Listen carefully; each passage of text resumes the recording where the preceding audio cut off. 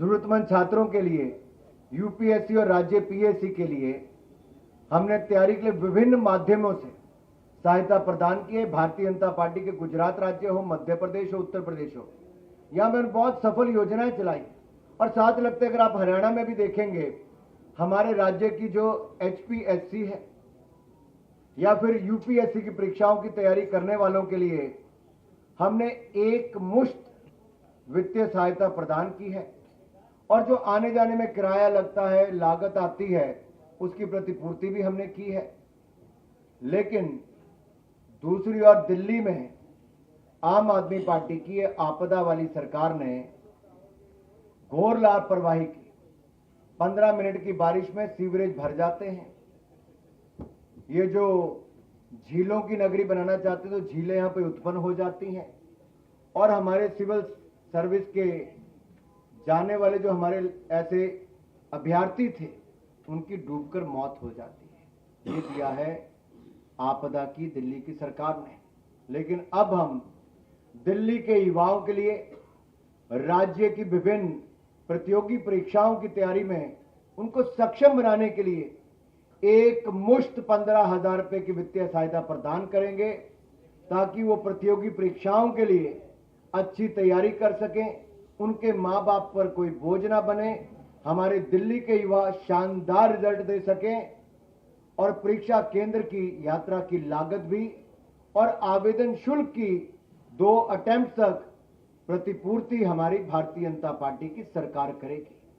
ये वायदा है हमारा दिल्ली के युवाओं से, और दिल्ली के युवाओं से कहता हूं, ये मोदी की गारंटी है, जिसकी पूरा होने की भी पूरी गारंटी है। अगला मैं आपके सामने रखना चाहूंगा, हमारे अनुसूचित जाति वर्ग के इनकी कितनी अनदेखी की है। मेरा केजरीवाल जी से सवाल है, मेरा आम आदमी पार्टी से सवाल है। अतिशी जी कहने को मुख्यमंत्री है या नहीं, किसी को पता नहीं है। 5 वर्षों में जितनी मेरे हाथ पर उंगलियां है ना साहब, 5 वर्षों में केवल 5 एससी छात्रों को स्कॉलरशिप छात्रवृत्ति दी है इस आम आदमी पार्टी ने। आपदा सरकार ने 5 सालों में केवल 5 एससी छात्रों को छात्रवृत्ति प्रदान की है, केवल 5। इन्होंने तो कहा था एससी समाज से हम उप मुख्यमंत्री बनाएंगे। बनाया क्या? 5 नहीं 11 साल बीत गए।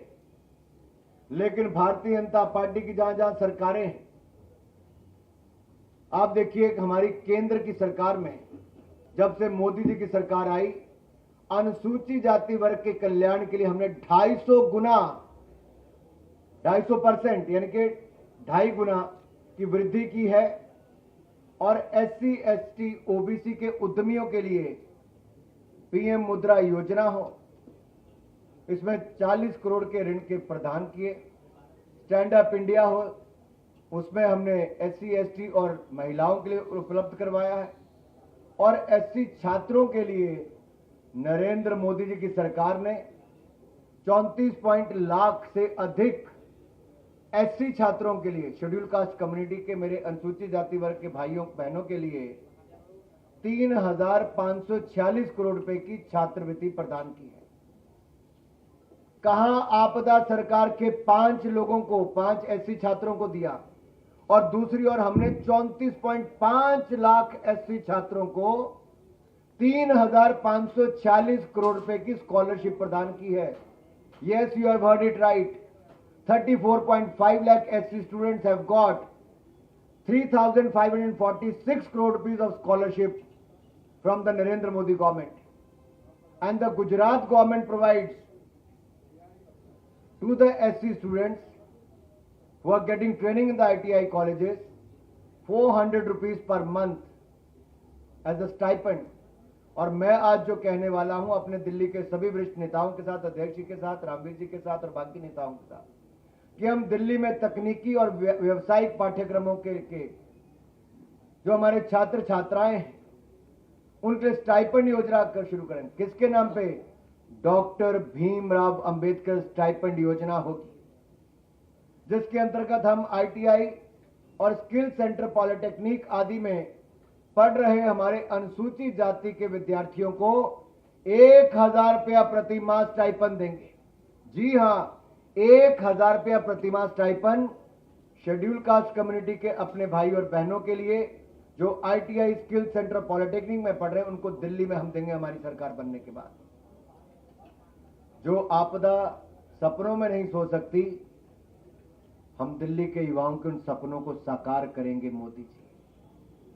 अगला जो मैं आप सबके सामने रखने वाला हूं, आपने देखा होगा, ठंड हो, बारिश हो, तपती गर्मी हो, अगली स्लाइड पे अगर आप जाएंगे तो NDA सरकार में महाराष्ट्र में हमने ऑटो और टैक्सी ड्राइवर के लिए एक कल्याण बोर्ड की स्थापना की, जिसके तहत ड्राइवरों को पेंशन, उनके उपचार यानी कि चिकित्सा उपचार के लिए वित्तीय सहायता प्रदान की जाती है, उनके बच्चों को छात्रवृत्ति दी जाती है। लेकिन अगर आप दिल्ली में देखें तो आज से 11 साल पहले ऑटो के पीछे अपनी फोटो लगाने का काम तो इन आपदा वालों ने किया था, वो आज तक फोटो ही लगाते हैं। ऑटो वालों के लिए कुछ नहीं किया इन्होंने, कल्याण बोर्ड की स्थापना नहीं की आपदा वालों ने, और आपदा वालों ने ऑटो टैक्सी ड्राइवरों के लिए 2025 से अब तक कोई कल्याणकारी योजना नहीं लॉन्च की। और मेरी खुली चुनौती अरविंद केजरीवाल जी से, अगली बार मीडिया के सामने आए तो जवाब दें, क्यों उन्होंने SC समाज के हमारे विद्यार्थियों के लिए क्यों केवल 5 बच्चों को स्कॉलरशिप दी, और क्यों ऑटो टैक्सी ड्राइवर वालों के लिए कल्याण बोर्ड स्थापित नहीं कर पाए, क्यों कल्याणकारी योजना नहीं करवा पाए। अगर अरविंद केजरीवाल जी को चेहरा दिखाने का इतना शौक है तो जवाब दे, मुंह खोलें, इन सवालों का जवाब दें। कल्याणकारी योजना क्यों नहीं शुरू की ऑटो टैक्सी वालों की? आज हम मोदी जी की गारंटी यहां देकर जा रहे हैं आप सबके सामने। ऑटो और टैक्सी ड्राइवरों के लिए हम auto taxi driver welfare board बनाएंगे, कल्याणकारी बोर्ड बनाएंगे, और इसका गठन करने के बाद हम 10 लाख रुपए तक का जीवन बीमा और 5 लाख रुपए तक का दुर्घटना बीमा हम अपने टैक्सी ड्राइवर और ऑटो वाले भाइयों को देंगे, उनके बच्चों को प्रदान होगा।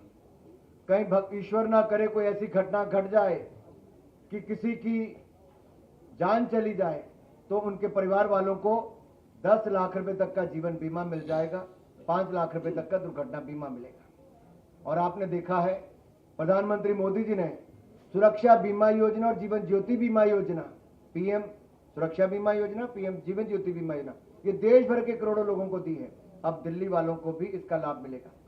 उच्च शिक्षा प्राप्त करने वाले टैक्सी ड्राइवर और ऑटो वालों के ऐसे बच्चों को स्कॉलरशिप भी दिल्ली की भारतीय जनता पार्टी की सरकार देगी, और रियायती, क्योंकि आपको देखिए ऑटो का हो टैक्सी का हो, आपको इसकी इंश्योरेंस करवानी पड़ती है, और इंश्योरेंस का जो बीमा है या प्रीमियम है वो हम उस पर भी रियायत देंगे, यानी कि आपकी जेब पर उसका भी बोझ नहीं पड़ेगा।